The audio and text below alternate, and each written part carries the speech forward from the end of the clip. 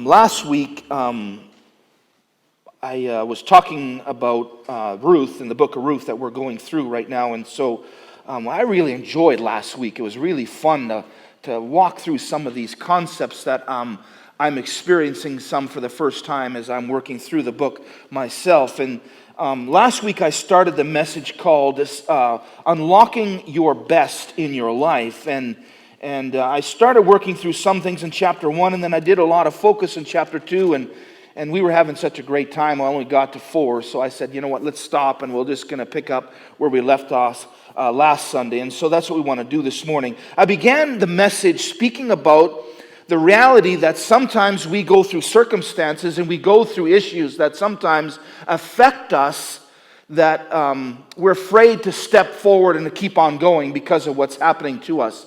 The book of Ruth begins, as I said last week and the week before, the book of Ruth begins with a crisis. And that crisis was a famine. As a result of the famine, Naomi and her husband Elimelech decided that they were going to leave Israel and go to a neighboring country because things were much better over there. And so as Naomi and her husband left, they took 2 of their sons with them, and as a result of them moving to another country, they established themselves there, and all of a sudden Elimelech died and passed away, leaving Naomi with her 2 sons. But 10 years had passed. This is all in chapter 1. 10 years have passed, and as a result of those 10 years, those 2 boys married Moabite women, and they established themselves. But in the moments of time that were happening in their life, those 2 sons also died. And as a result of that, Naomi was left with her 2 daughters-in-law. And realizing that she really had nothing in her mind, she decided that because things were a lot better in Israel, she would go back. And so she went back, going to take her daughters-in-law. But she realized that this is a foreign country for them. This is some place that they don't know. And so she encouraged them to stay back in Moab and remarry and establish themselves and be with their family. But Ruth was the one that said, no, I want to go with you. And so we picked up that story, how often in the midst of tragedy, transition always happens.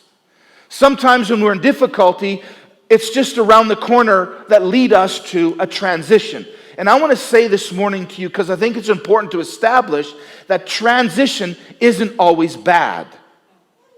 Oftentimes, the events in our life, God uses to set us up to enter into another stage.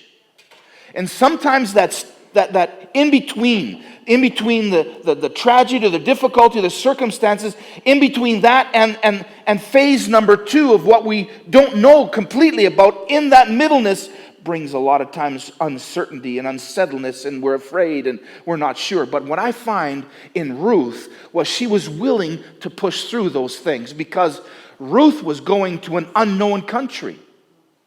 You see, Naomi was going back home, where she grew up, what she knew, the culture, all those things were her norm. But yet Ruth was facing something totally different. This was foreign to her. Everything she would be experiencing from those moments on would be learning curves for her. And yet amazed me when I went through that is how she pushed through those things in her life. I talked about the importance of understanding that our circumstances don't define who we are. Because many times we can go through life and our circumstances begin to turn maybe difficult, and we begin to define our life because of those circumstances.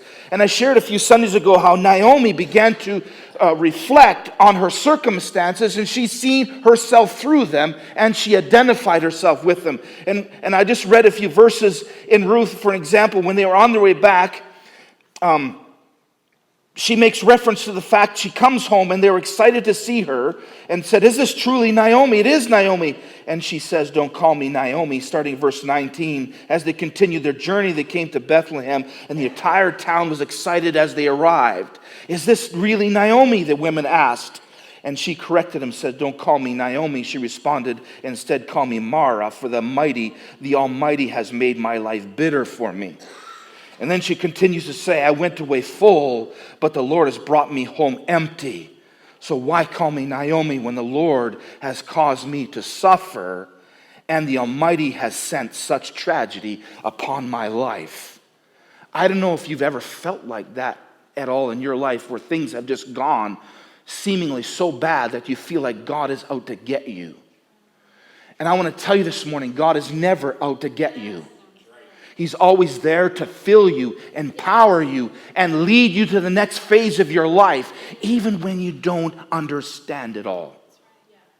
You see, what happened was Naomi began to see her life through her circumstances. She even wanted her name changed to reflect what she was going through.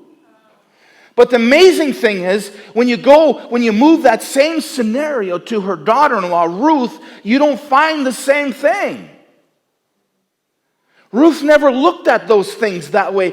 All we have recorded has been opportunities where Ruth has capitalized on the moments that were in front of her.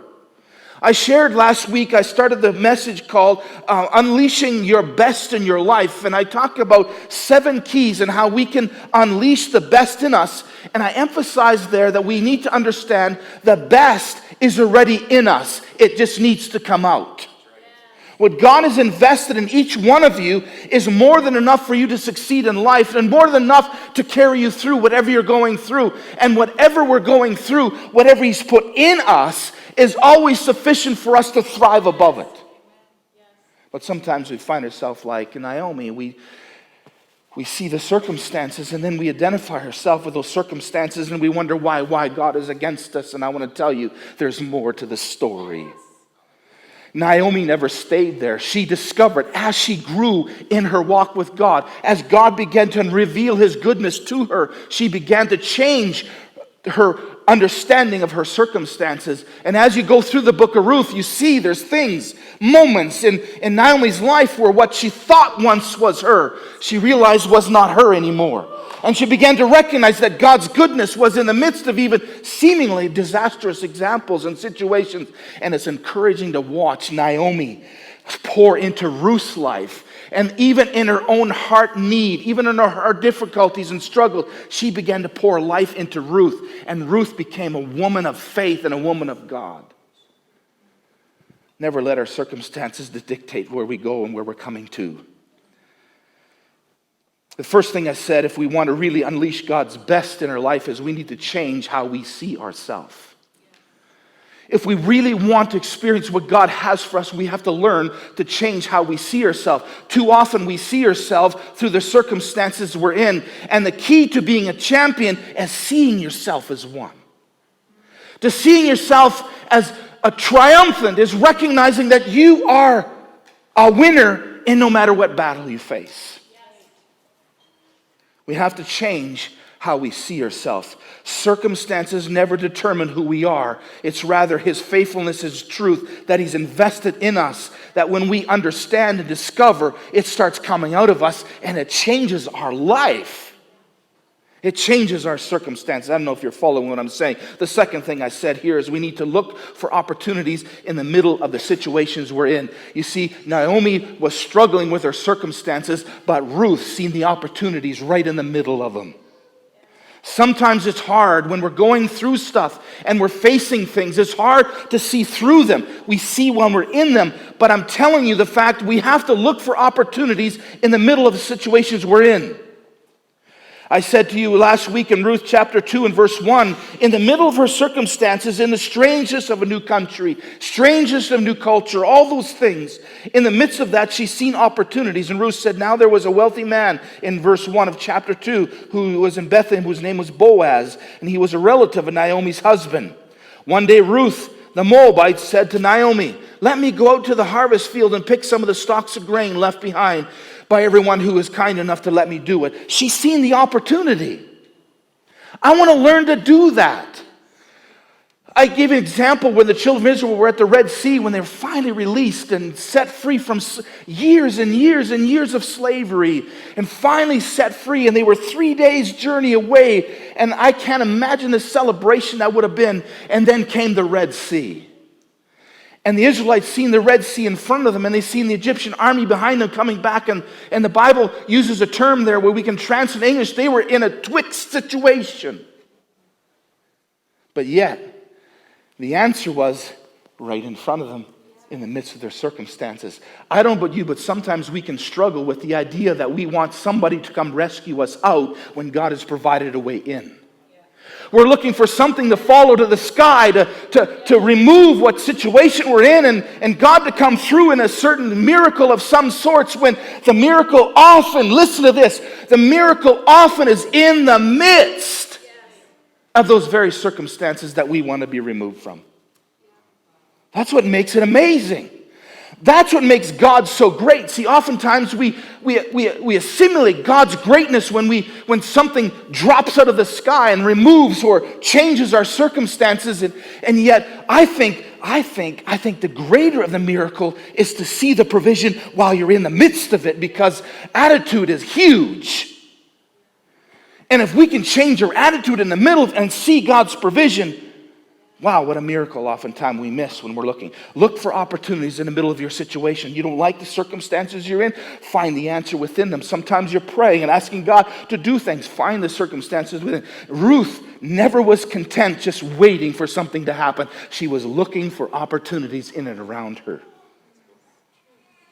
The third thing I said, if we want to unleash, is we need to surround ourselves with the right kind of people. And I said this, not perfect people, not just your kind of people, but what kind of right kind of people. I talked about what are the right kind of people. The right kind of people in your life will always propel you forward. They will always give you life to energize you to keep on going and to keep driving and keep pushing through. They invest golden nuggets in your life. The right kind of people, even they may be disappointed in you, but the right kind of people will never focus on those things. They will always see the potential and speak to that potential. The right kind of people never just see the negative in your life or the things that you're doing, but they see the opportunity that's around you and they speak to that. Does that make sense? See, those are right kind of people. Ruth surrounded herself with the right kind of people. Even though Naomi sometimes struggled with perspective, Naomi always gave her advice that would help her move forward. Then she met Boaz, and Boaz orchestrated this whole thing so that she could move forward. In fact, there's many times in Ruth chapter 2 where it says, Boaz, I think in verse 8 here, it says, and Boaz said to Ruth, listen, my daughter, you stay right here with us. When we gather grain, don't go in any other field. Stay right here behind the young women working in my field, and see that each part of the field that they're harvesting, you follow close behind them, because I've told the young men to treat you with respect. And then he says, and when you're thirsty, help yourself to the water they've drawn from the well. And then later on it says, if he's hungry, you just come, you eat with us. See, the right kind of people will always bring value to your life. I used an illustration last week. I said sometimes when you leave somebody's presence, you feel like $1 million. And sometimes when you leave people's presence, you feel like you've just been bankrupt. Words are powerful. The right kind of people will always send you away feeling like $1 million. Not because they say yes to everything you say, but they invest in your life and mine to elevate us to the potential that God has created within us. Surround yourself with the right people. The fourth thing I said, we need to be adaptable. It's interesting, you study the book of Ruth, you see Ruth was always adaptable, always shifting, always changing, always making adjustments to our life. And I use illustration many times how driving is constantly adjustment making. Move the mirror, change the lanes, to the steering wheel, change the seat, all these things, everything becomes adaptable. In fact, I even said this, anything alive, listen carefully, anything alive will always change and adapt. Will always change. That favorite dessert that you have in the fridge, I mean the favorite one, the one you look at every morning and go, oh, that's the best dessert in the world. Maybe you don't think like that, but even that changes. Because you can look at it for 2 weeks, and I dare you to eat it after 2 weeks. It's already changed. Why? Do you know why? Because it's alive. It's alive. Filled with bacteria, things taking over, always changing. Ruth was always adaptable. Always adaptable. always adaptable. Anything alive always changes. The last three that I want to bring out this morning that I think are important for us to understand as keys to unlocking our best in our life. I want to emphasize again, unlocking the best in our life is because the best is already in there. We're not waiting for some revelation to come or something to come on us and some things that we can grab and take hold of, but rather we need to come from the perspective, He has given me everything that I am and everything I will ever be. He's given me everything to succeed in life. Anything and everything He's already put in me. Now I get a life of discovery, of learning what He's all invested. So it's just unlocking it. It's like having enough money for you to live the rest of your life, but not recognizing it, and you're only figuring it out as you journey. Oh, I got this. Oh. And I think that's what the Christian life is. This life of, discovery. I don't know, I like discovering. And one of my favorite channels on television, when we have television, is Discovery Channel or the History Channel. I love to, this is how funny it is. I could sit and watch probably a documentary on paint drying. Shh. I'm watching it's like if it says a documentary, I'm into it. I want it. I just like it. If it's something to do with history, me and my wife, our movies things are very, very different. And I'm thinking, this is a good movie. And she's like, can I leave now? And I'm like, it just started. We just got past the credits. I mean, it just started. Her movie, it's like, okay, when is there going to be some shooting? And when is there going to be some exploding? And when is there going to be some other? Like, this is boring. Why am I saying all that? Because life is fun. And all of us are different. And too often we let our differences divide us rather than make us better and stronger together.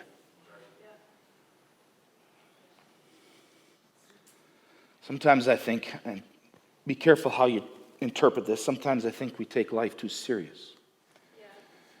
Just take it too serious sometimes. It's, a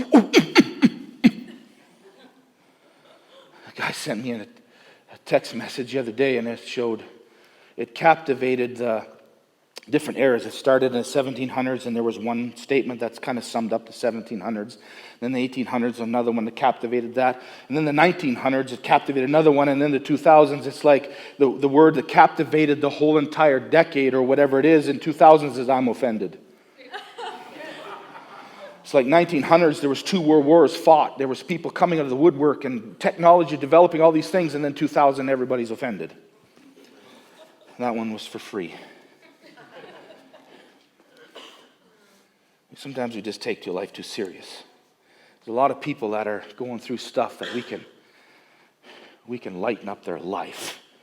We need to lighten up. Jesus, he was a life lighter. Except to religious people, he just blew out their candles.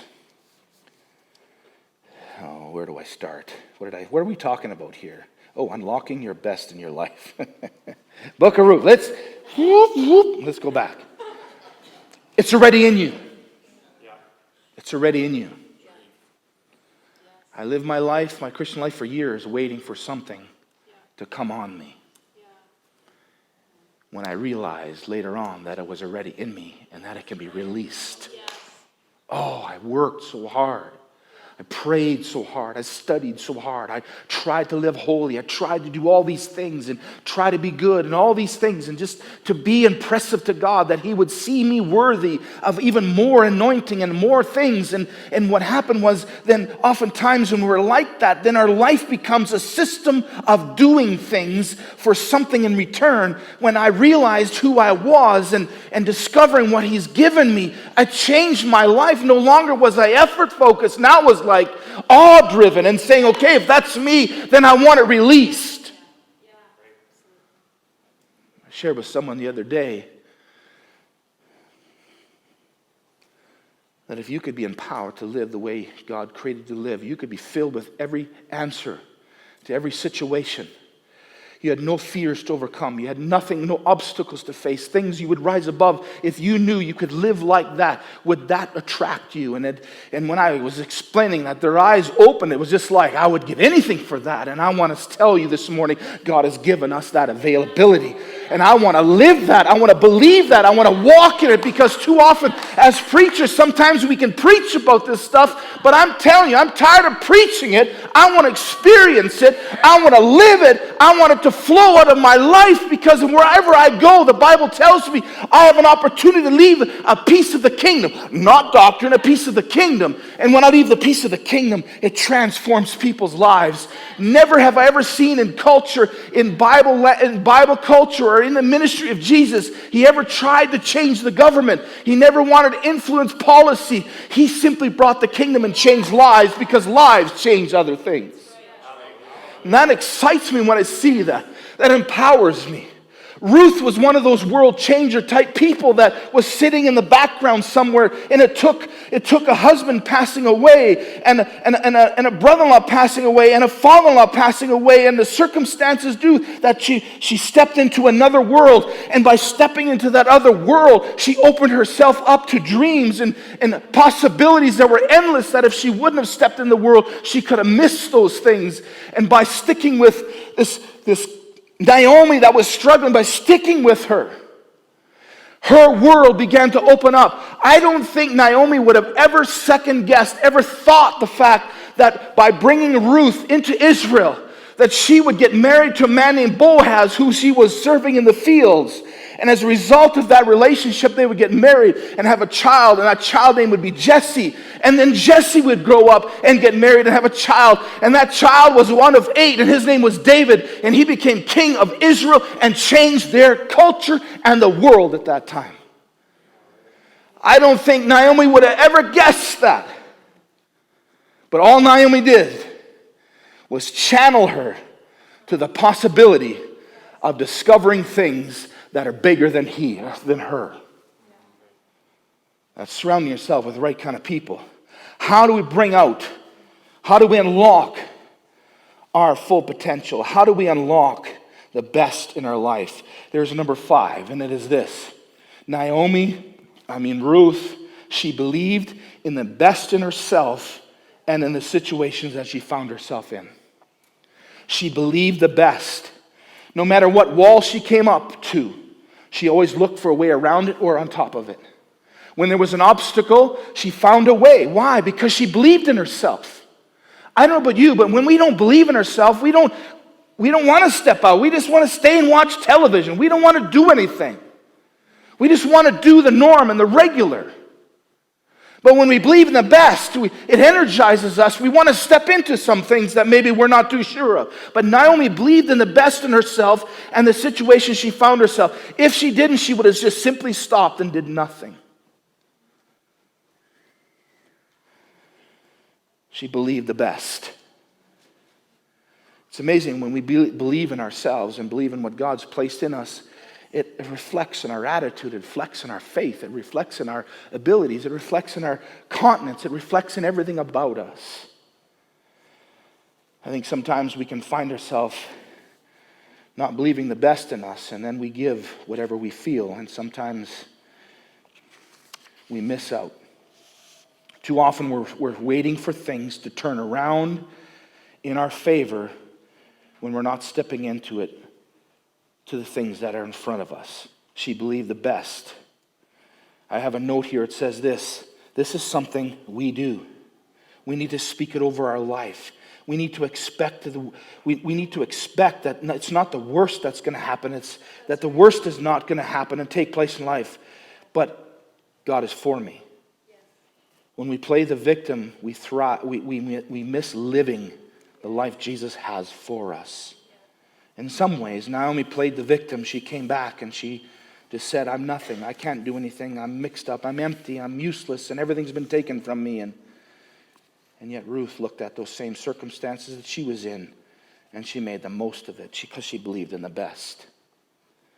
I don't know about you, when people believe in the best in you, it empowers you.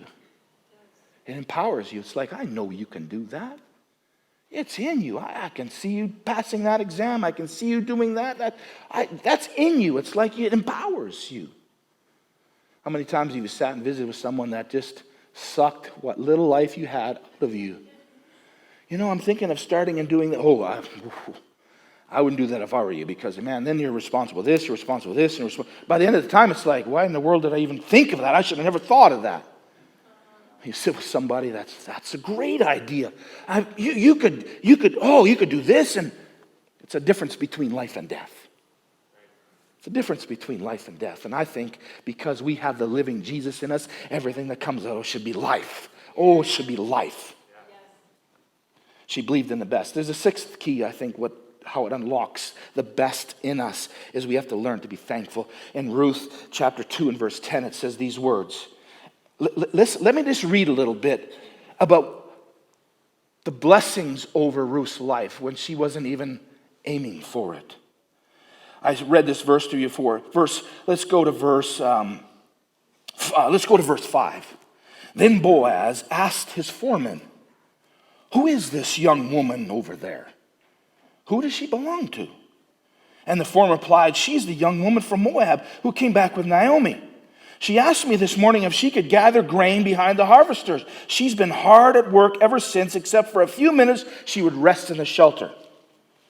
Verse 8, Boaz went over to Ruth and, "Listen, my daughter, stay here with us while you gather grain. Don't go in the other fields. Stay right here behind the women working in the fields. See which part of the field they're harvesting, and then you follow right after them. I've warned the men not to treat you roughly, and when you're thirsty, you help yourself to the water that came down from the well."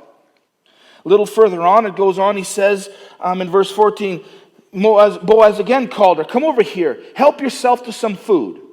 You can dip your bread in our sour wine." So that she sat with the harvesters, and Boaz gave her the roasted grain to eat, and she ate all she wanted, and there was still left over. And then verse 15, it says, when Ruth went back to work again, Boaz ordered his young men, "Let her gather grain right among the sheaves without stopping her, and pull out some of the heads of barley in the bundles, and drop them on purpose for her.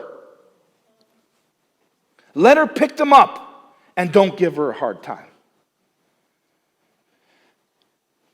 Ruth was thankful. Verse 10, Ruth fell at his feet and thanked him. "What have I done to deserve such kindness?" she asked. "I am simply a foreigner." She was grateful. Why is it so hard to be more thankful than unthankful? Why is it so hard? But you see, when we understand that thankfulness is a window that releases things in our life. I did a quick study, I did a Google search. I just searched the benefits of being thankful. It's amazing how many physicians have done studies. They've done studies on the difference an attitude of thanksgiving makes to your health. It's staggering. I looked at it, and I went to one page, another page, and a well-known, high sought-after university did studies over several years of what difference the attitude of thankfulness is opposed to unthankfulness, and they have statistics to prove that their health went up, their heart rate, their blood pressure, all these things are affected just simply by their attitude of being thankful. Man, I've got lots to learn in that area. Being thankful. So being thankful. Many times, listen to this, I wrote this down. Many times we can feel entitled. We feel entitled. It's owed me. No, it's not owed you. It's not owed you. See, when we're entitled, we feel it's owed us, and so there's no reason to be thankful. We're waiting for it to happen. Oftentimes, when we're not thankful, we take things like the blessings of God for granted, and we don't recognize or notice those blessings when they show up. Have you ever hung around someone that was like really thankful and grateful? I mean, it's contagious. It's like, I want to hang around you. Why? Because they're just grateful. Ruth was grateful. Ruth took opportunities in her life, and she recognized the things that were favoring her life. I wrote a little note here on Ruth. I got some notes on Boaz too. What an incredible guy Boaz was. I mean, we don't hear much about him other than when you really study the book of Ruth. But I mean, Boaz, Ruth was someone that stood out. Again, remember the circumstances that she came from. She's come out of loss and into unfamiliarity. She left loss and what she knew of back home into a new culture, all these things. And yet she stood out. It's almost like, where is it? Where is it in verse 6? She's a young woman from Moab, came back to Naomi, verse 7, and she asked if she could gather. She has been hard at work ever since. Where else? There's another example, verse 11. Oh, here, verse 11. Boaz, he must have had a little bit of eyes toward Ruth, and did some investigating. You know how we do that when we're interested before we got married? I think Boaz would have did some of this, because what he says in verse 8 tells me he did some investigating. Not only did she stand out, but there was some investigating happening. It says, Boaz went over and said to Ruth, what did I say? Verse 11, sorry. Verse 11, yes, I know. She said, I'm only a foreigner. She said, yes, I know. Boaz said, but I also know everything that you have done for your mother-in-law since the death of your husband. You have a reputation, Ruth. You went out of your way for your mother-in-law ever since the death of your husband. Then he goes on, I have heard, listen to this, I have heard how you left your father and mother and your own land to live here among complete strangers. Then he says in verse 12, may the Lord, the God of Israel, under those wings give you the same refuge and reward for what you fully have done yourself. Ruth stood out. And she stood out for all the right reasons. Her work ethic and her integrity. And she received favor as a result of her character. Being thankful. Being thankful. The seventh and last key, I think, we need to unleash our best in our life is we have to learn to exercise faith. We have to learn to exercise faith. Sometimes we're waiting for God to move when He's waiting for us to step in. Well, waiting on God. Well, God's waiting on you. It's hard to step into something you don't know. You're not sure. When Naomi was packing up and leaving for Israel, Ruth had no idea what Israel was like. And yet she stepped out of her comfort place, made a step of faith and said, where you go, I go. Who your God is, my God is. And where your land is, my land is. That's faith. That's faith. Not only that, but then she was in the circumstances and she was in Israel and she sat around and then she said, hey, do you mind, Ruth? Do you mind, Naomi? I think I'm going to go and go pick grain in the field. She didn't wait for people to bring grain to her. She took the step of faith knowing that in the culture, women always got the leftovers. She stepped into it. And the favor of God rested on her life. And she became a woman of faith. She exercised faith. Too often, I think we limit ourselves waiting for the moment to be perfect before we take the step. I pastored in BC for a number of years, and in Vernon and Kelowna area, there's lots of cliff jumping. Lots of cliff. I mean, we're talking 100-footers and whatever else. And I just looked and thought, oh, wonderful. But there's a place that we swam a lot with some people in church and some friends of ours, and he said, hey, you want to jump some cliffs? And I said, sure. Inside I was like, no, but you don't want to ever say that. And so he said, okay. I said, how big? He said, oh, it's just a short one. It's easy. And what I think short is and what he thinks short is are, miles apart. But anyway, I'm committed and I'm thinking, how bad can it be? It'll take your stomach for a while and you'll get wet and it's over, right? So we started climbing. I'm thinking, okay, I've reached my limit and he wants to climb further. So I'm too proud to say stop, and so I just keep on going. So we get to this spot of this hill, and the point is faith. We wait for something to happen before we step out, okay? That's the story. If I forget, just remind me. And so we got there, and I stood up there, I looked, and I thought, no way am I doing that. No way. So finally, I humbled myself enough, and I said, I try to make it as spiritual as possible. The Lord is not giving me the anointing to jump off here. No, I didn't say that. I just said, I don't know. I think this is a little bit too, oh no, it's only 20 feet. I think it's too much for me. And as I was debating with him, he's thinking, come on, it's only 20 feet. And I know it's not 20 feet because it isn't. And because if it takes 5 minutes from the time you jump to hit the water, it's more than 20 feet. Anyways, it wasn't 5 minutes, it felt like it. But I was standing there, and people were coming up there. And some of them were like little kids saying, excuse me, excuse me. And I'm standing arguing with another adult that it's too high, and they're telling, excuse me, and they're just going off. And I'm thinking, this really looks dumb. I'm a grown adult, and these people are just, and here I'm scared. And so I thought, well, I'll get my, oh yeah, I can do it. And I remember, that's the worst thing you can do, right? Is stand on the edge and look down. And I looked down, and some words came to my mind of expressions, and I won't say right now, but those words came, and I thought, no way, no way. And then he went.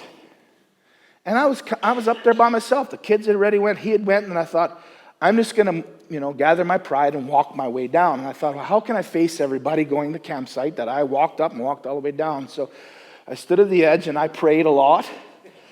And then I jumped. And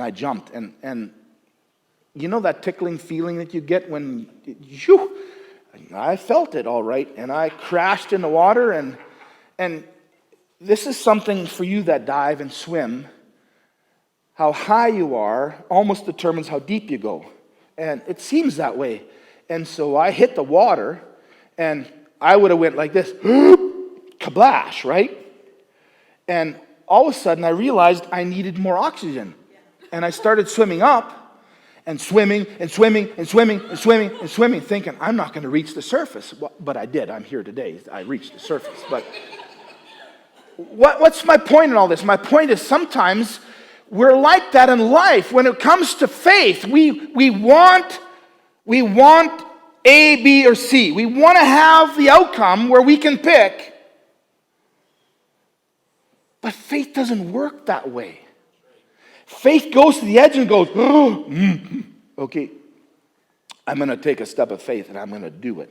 And we step into it. Ruth was like that. That's what amazes me about Ruth. We don't hear much about her at all, other than 4 chapters early in the Old Testament where we see the significance of what someone is discovering and learning and setting an example all at the same time for us. She looked at the edge and she stepped right on. And if she wouldn't have stepped, listen to this, if she wouldn't have stepped, she would have never known Boaz. If she wouldn't have stepped, she would have never realized how faithful God was when she stepped into something not knowing the outcome, because she stepped into something thinking, well, perhaps they'll let me. Well, she stepped into it. Not only did they let her, but it tells us that all of a sudden she got favor.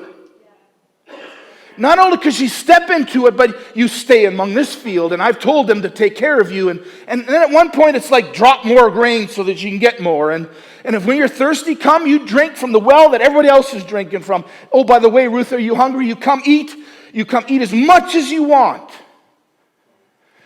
In fact, Ruth goes back